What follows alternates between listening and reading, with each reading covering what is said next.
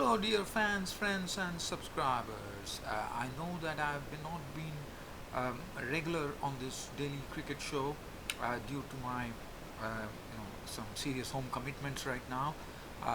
But nevertheless, if at all you would like to know what I'm talking about on this World Cup 2019, your best bet is to go to Twitter, where I'm very active, and then you can also have a look at my newly launched cricket website, which is cricket-status.com.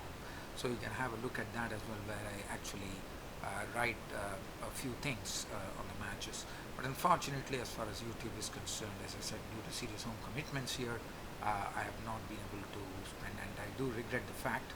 I know there are a lot of loyal cricket happenings fans, subscribers who are waiting, but I know I disappointed you all, but well, just stay there, and I'm always with you. So that is one thing that I wanted to share. Other than that, so today what I'm going to do is, yes, today we definitely had a match where Pakistan put up a good show there when actually they won against the South Africans with Harry Sohail playing a sublime knock to push the South Africans. South Africa now, so right now, two teams are out of contention in the World Cup, and that one is South Africa, who had a disappointing World Cup, and this might be the worst World Cup ever, according to me. And they are also the other team, Afghanistan, is also out of the fray. So I'll be talking about that. But what I'm going to do right now, since I've not been talking on YouTube on my Cricket Happening show, I'm going to do a flashback. So I'm going to go from where I left off. I remember that the last match that I covered on my Cricket Happening show was India versus Pakistan. After that, as I said, a serious home commitment, and this home commitment is going on probably throughout the end, till the end of the World Cup. I never know. So, but that's the reason, as I said, the best bet for you guys, if at all you still want to know what I'm talking about the World Cup, if it's not on YouTube, please get onto my Twitter page, and as I said, you can also go into my website that I have newly launched during the World Cup, which is cricket-status.com. Okay, so now let's get to business here. Now, getting back to business, as I said, I'm going to roll you back to those matches and generally have a brief talk on that. So we are talking about the match which took place on 17th of June at Taunton between West Indies and Bangladesh. What a match that was. I mean, Bangladesh are definitely showing that what they are made of, that I feel that Bangladesh have their best World Cup squad ever. As far as this particular World Cup is concerned, they have a good nucleus of the batting is coming together, the experience is coming to the fore, the bowling is pretty good, and the fielding is also very good. Now, this was a match which was played with West Indies and Bangladesh, and West Indies had put on 321 for 8, which was a pretty big score, and one probably did not think that Bangladesh would go and go and ace this particular chase. And but I have to tell you, this is the second time in this World Cup that Bangladesh have gone there and actually uh, uh, they made a chase whereby they actually won the match by 7 wickets. Shakib Al Hasan absolutely in pink form in this World Cup, and that has been a big plus for them. In fact, bringing him at one drop has really helped matters as Bangladesh closed the game against, and also Liton Das played a wonderful knock of 94, just unlucky not to get a century. But Shakib Al Hasan has been the sort of the cornerstone for Bangladesh in this World Cup victories. And Bangladesh, for the second time in this World Cup, they have actually and gone past their highest ever total. They did it against the South Africans when they chased it 315, as you would remember, and now they usurped the total which was put on by the West Indies of 321 for 8, with Bangladesh going and winning the match by 7 wickets. So that was one match. The next match that happened was a tremendous match that happened between England and Afghanistan, where Morgan went absolutely aerial against the Afghanistanis by pitting 17 sixes, and that was a phenomenal bout of hitting from Ian Morgan, the captain of the English team, and took his England team to 397 for 6 against Afghanistan. And Afghanistan, well, they tried their best. As you know, they have not been having a good World Cup here.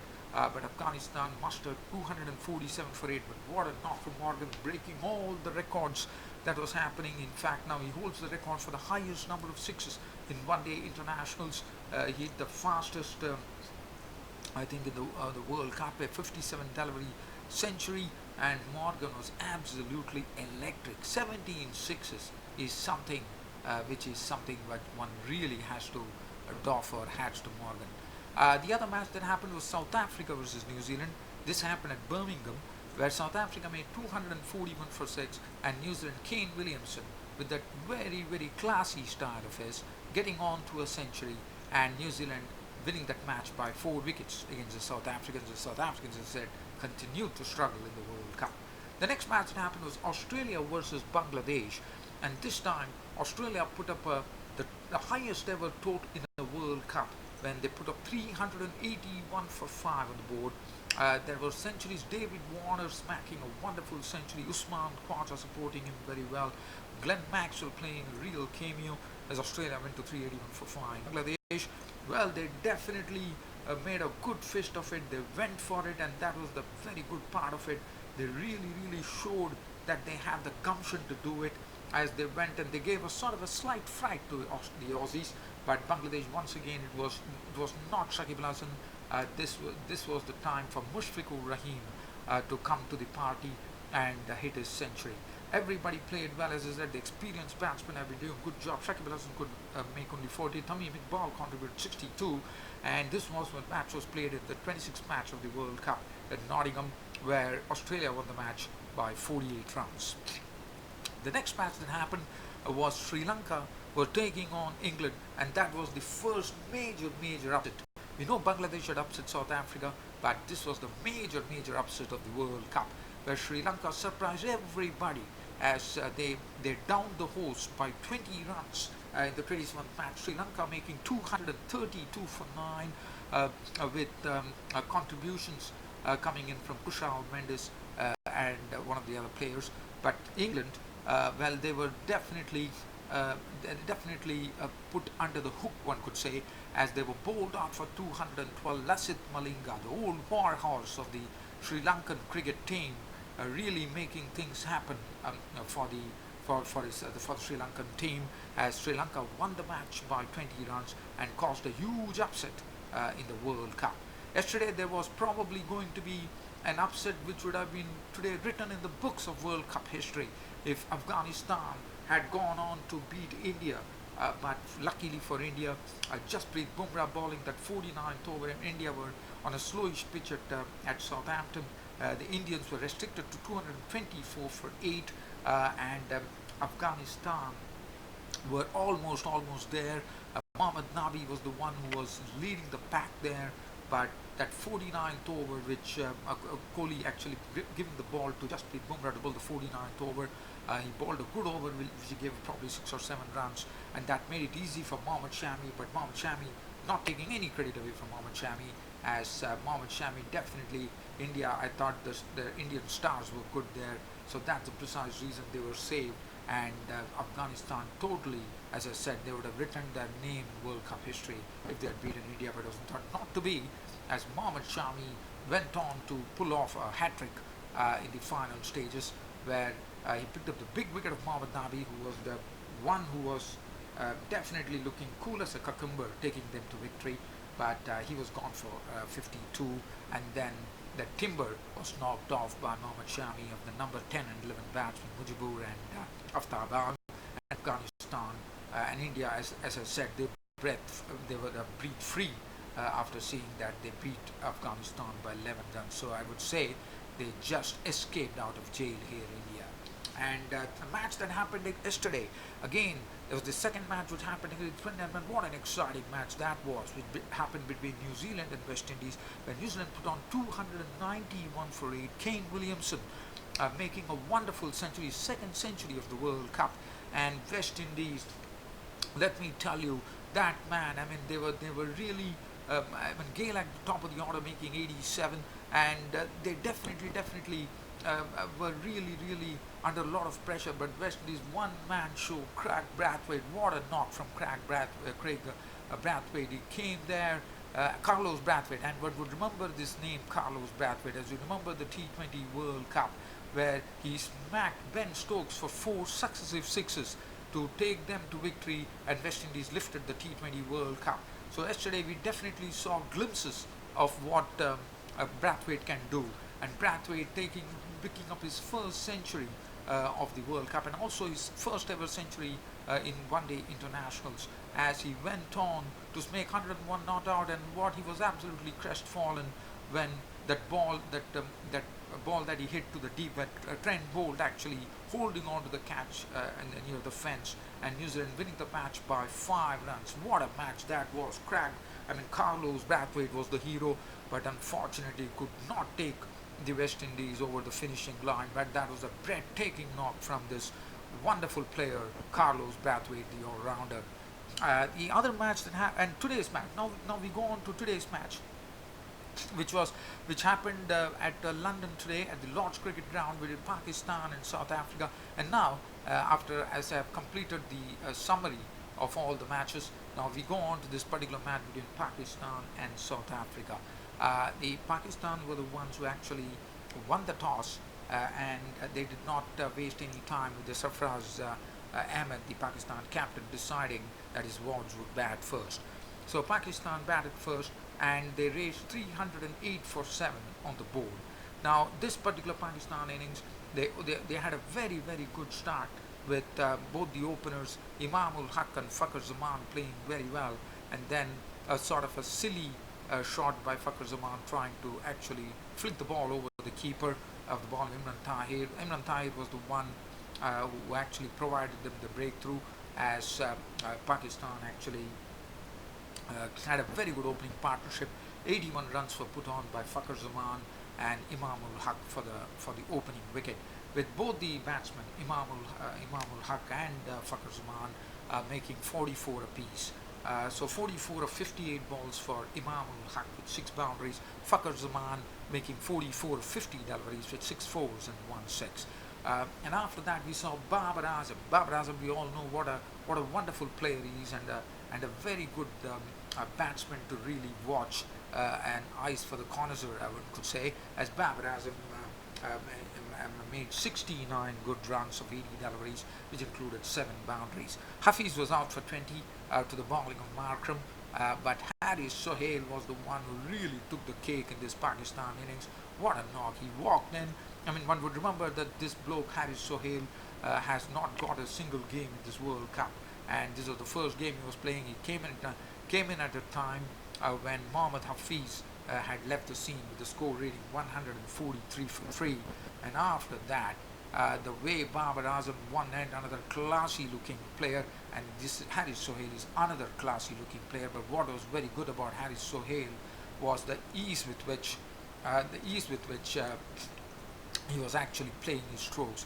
It was absolutely wonderful to the eye, and I'm sure the spectators would have really enjoyed this. And what a sublime style of batting from Haris Sohail, hitting beautifully, crashing the ball beautifully through the offside. Anything pitched on the onside was disappearing for boundaries. He was not afraid to loft the ball and also do a bit of slugging over the mid-wicket region, as Haris Sohail went on to score 89 of 59 deliveries, which included 9 fours and 3 sixes, which gave a big impetus to this Pakistan total, which went on to 308 for 7. Imad Wasim was promoted in the batting. Came down. He was promoted to the batting order. He came ahead of Sarfraz Ahmed and made 23 of 15 with 3 boundaries. Wahab Riaz 4, Sarfraz Ahmed not out 1, Shrab Khan not out 1, and South Africa. Pakistan putting on a score of 308 for 7 on the board, batting first against the South Africans. If you look at the bowling card from the South Africans, Rabada went for plenty, 10 overs, none for 65. Lungi Giri, 9 overs, no made 64 runs and 3 wickets. Chris Morris, 9 overs, went for 61. Philip Wayo at 8 overs, 1 for 49. Imran Tahir was absolutely the pick of the bowlers. In fact, he took a stunning catch when he actually picked up the wicket of Imam ul Haq. What a catch that was. Imran Tahir, we all know that Imran Tahir is someone who is weak as far as fielding is concerned, but this was a stunning catch which was taken. This was a ball which was full outside the off stump from Imran Tahir, and Imam was walking down the wicket, and Tahir had to dive to his right, and he took a brilliant catch, a magnificent catch by this the oldest man of the World Cup, I am told, Imran Tahir, and he picked up that catch, and that was wonderful to see. 308 for 7. Imran Tahir, as I said, was the pick of the ballers, 2 for 40 minutes, last World Cup, as we all know, and what a pity that South Africans have been totally a disappointing unit in this World Cup. Imran Tahir would definitely like to forget this World Cup. Markham, 4 overs, 1 for 22. South Africa were given a target of 309 runs to win. From their 50 overs, the start was not good.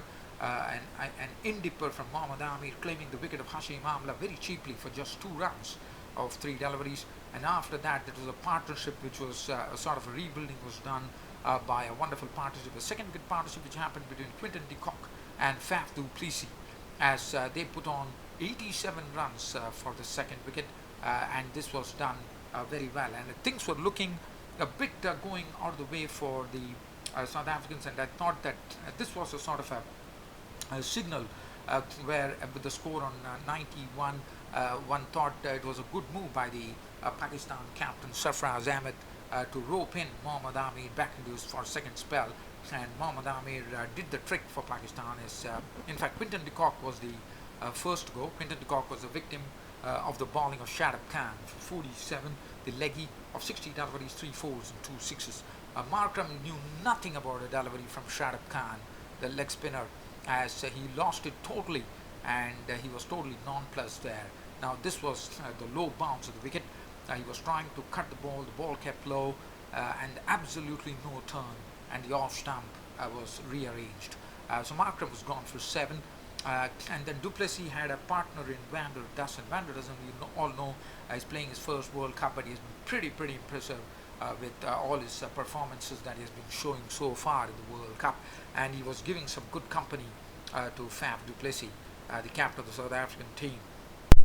But then, with the score of 136 for 3, with the run rate spiraling down to 8 runs per over, du Plessis, it was a good ploy on the part of Sarfraz Ahmed to bring in his main bowler Mohammad Amir into the mix, and Mohammad Amir did not disappoint his captain.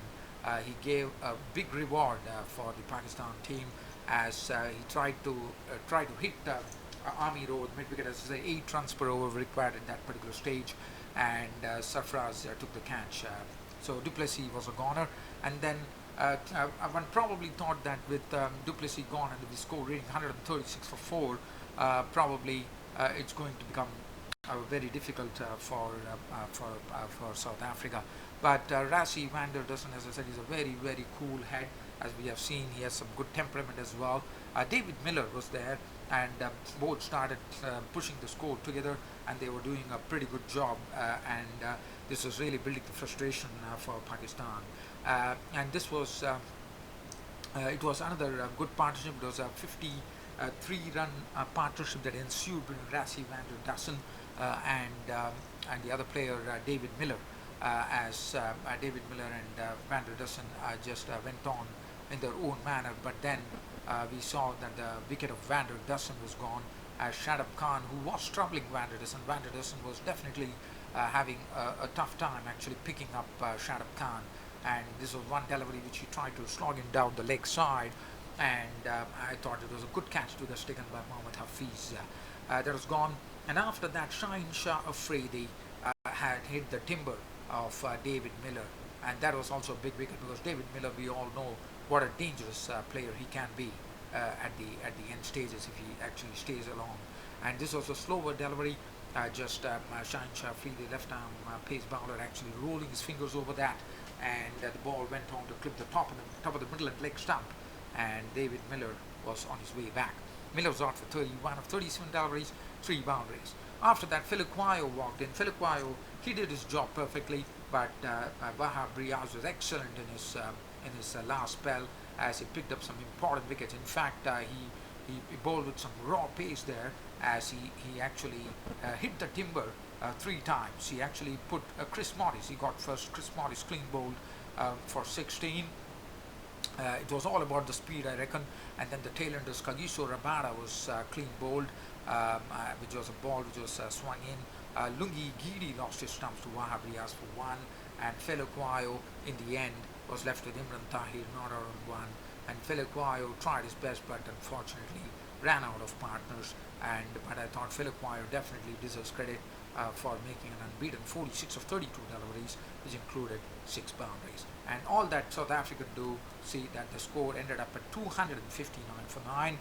Thus, as I said, South Africa and Afghanistan are out of the World Cup 2019. Unfortunately for South Africa, it has been a very, very bad World Cup.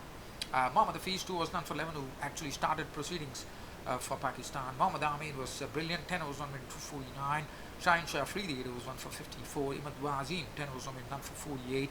Wahab Riaz, excellent during the in the final stages. As I said, he ramped up his pace, 10 overs, 1 minute, 46 runs and 3 wickets. And Sharab Khan, 10 overs, 1 minute, 50 runs and 3 wickets. And man of the match, none other than the stylish Haris Sohail. And one was wondering why Haris Sohail was not part of this Pakistan team in the previous matches.